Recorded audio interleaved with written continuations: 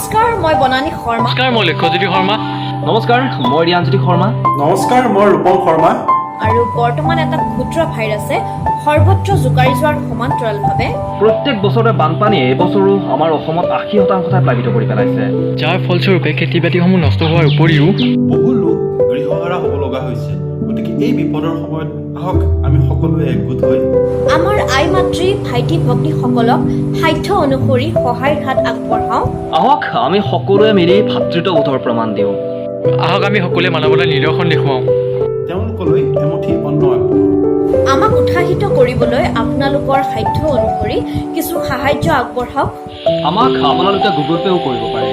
আমাৰ Google pay' নম্বৰটো হ'ল 7002757638 আৰু আমাক আপোনালোকে ফোনপে'ও কৰিব পাৰে। ফোনপে' নম্বৰটো হৈছে 9401733107।